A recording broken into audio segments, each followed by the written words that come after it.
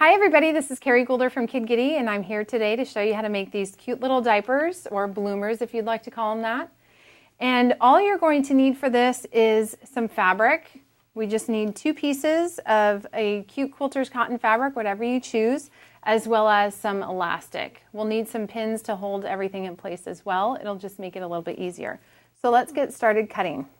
We have our die here, and we are going to place our fabric right on top, and we are going to put 1 cutting pad on the top, 1 cutting pad on the bottom, and we're going to roll it through our machine.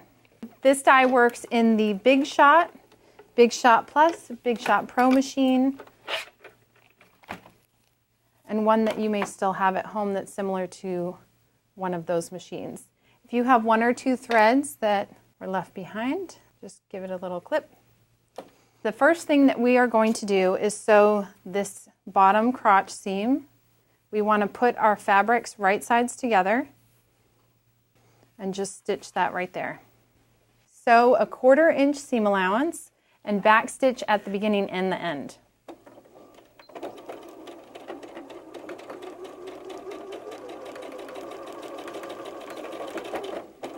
Open up your little underwear pieces, and now you're going to take some of your elastic. You'll need a 4.5 inch strip for both leg pieces, and you'll need 2 5-inch strips for the top pieces.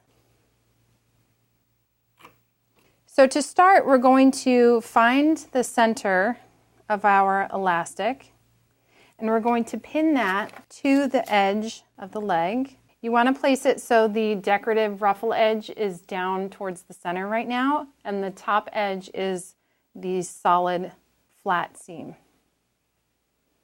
Then we're going to pin the ends of the elastic, and we're going to stitch those in place. We want to stitch the 2 ends as well as the center seam because it will give us the ability to stretch the elastic to do the other parts of the leg. This is a 1/8 inch seam allowance. You don't want to go too far, and you're just literally double stitching those ends, and you don't have to worry about anything just yet.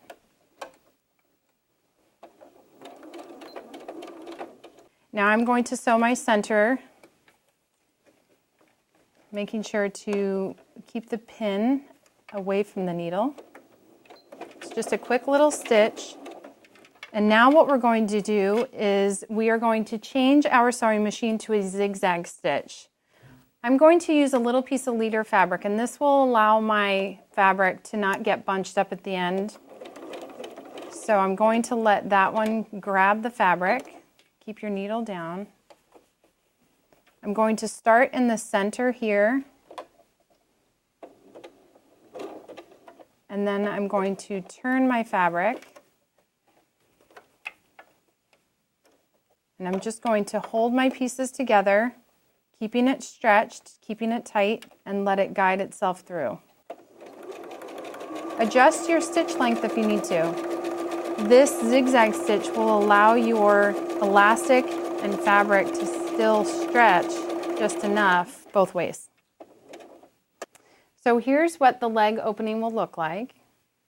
It just kind of curls up just a little bit. If you want to put a top stitch in there, that you can. It just won't bunch up as easily after you put a top stitch in. So I tend not to do that. We're also going to put our elastic up along the top. Once we've sewn this piece, we're then going to sew the other leg opening and the other straight edge piece.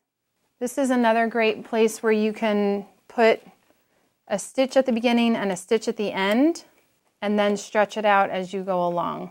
It's just a personal preference of mine. You don't have to do it, but I think it makes it easier.